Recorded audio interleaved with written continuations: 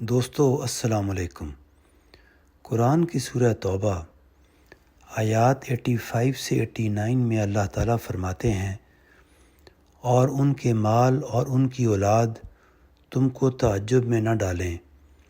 اللہ تو بس یہ چاہتا ہے کہ ان کے ذریعے سے ان کو دنیا میں عذاب دے اور ان کی جانیں اس حال میں نکلیں کہ وہ منکر ہوں۔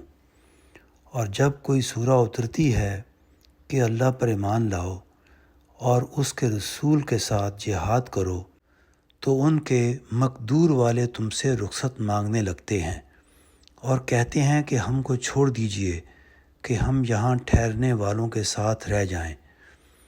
انہوں نے اس کو پسند کیا کہ پیچھے رہنے والی عورتوں کے ساتھ رہ جائیں، اور ان کے دلوں پر مہر کر دی گئی، بس وہ کچھ نہیں سمجھتے۔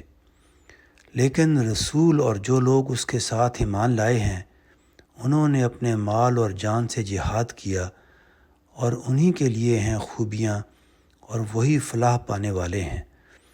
ان کے لیے اللہ نے ایسے باغ تیار کر رکھے ہیں جن کے نیچے نہریں بہتی ہیں، ان میں وہ ہمیشہ رہیں گے، یہی بڑی کامیابی ہے۔ دوستو، مولانا وحید الدین خان صاحب تذکیر القرآن میں ان آیات کو ایکسپلین کرتے ہوئے لکھتے ہیں، منافق اپنے دنیا پرستانہ طریقوں کی وجہ سے اپنے آس پاس دنیا کا ساز و سامان جمع کر لیتا ہے۔ اس کے ساتھ مددگاروں کی بھیڑ دکھائی دیتی ہے۔ یہ چیزیں سطحی قسم کے لوگوں کے لیے مرعوب کن بن جاتی ہیں، لیکن گہری نظر سے دیکھنے والوں کے لیے اس کی ظاہری چمک دمک قابل رشک نہیں بلکہ قابل عبرت ہے، کیونکہ یہ چیزیں جن لوگوں کے پاس جمع ہوں وہ ان کے لیے خدا کی طرف بڑھنے میں رکاوٹ بن جاتی ہیں۔ خدا کا محبوب بندہ وہ ہے جو کسی تحفظ اور کسی مصلحت کے بغیر خدا کی طرف بڑھے، مگر جو لوگ دنیا کی رونقوں میں گھرے ہوئے ہوں وہ ان سے اوپر نہیں اٹھ پاتے۔ جب بھی وہ خدا کی طرف بڑھنا چاہتے ہیں، ان کو ایسا نظر آتا ہے کہ وہ اپنا سب کچھ کھو دیں گے۔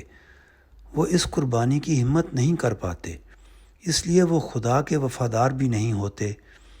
ان کی دنیاوی ترقیاں ان کو اس بربادی کی قیمت پر ملتی ہیں کہ آخرت میں وہ بالکل محروم ہو کر حاضر ہوں۔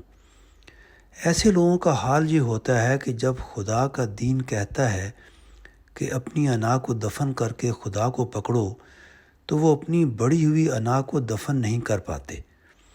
جب خدا کا دین ان سے شہرت اور مقبولیت سے خالی راستوں پر چلنے کے لیے کہتا ہے، تو وہ اپنی شہرت و مقبولیت کو سنبھالنے کی فکر میں پیچھے رہ جاتے ہیں۔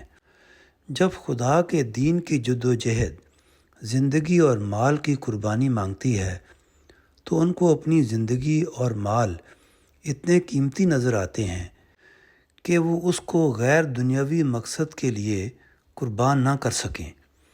یہ کیفیت بڑھتے بڑھتے یہاں تک پہنچ جاتی ہے کہ ان کے دل کی حساسیت ختم ہو جاتی ہے۔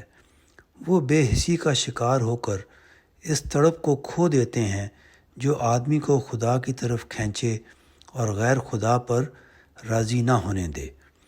اس کے برعکس جو سچے اہل ایمان ہیں، وہ سب سے بڑا مقام خدا کو دیے ہوئے ہوتے ہیں، اس لیے دوسری ہر چیز انہیں خدا کے مقابلے میں ہیچ نظر آتی ہے۔ وہ ہر قربانی دے کر خدا کی طرف بڑھنے کے لیے تیار رہتے ہیں۔ یہی وہ لوگ ہیں جن کے لیے خدا کی رحمتیں اور نعمتیں ہیں۔ ان کے اور خدا کی ابدی جنت کے درمیان موت کے سوا کوئی چیز حائل نہیں۔ شکریہ۔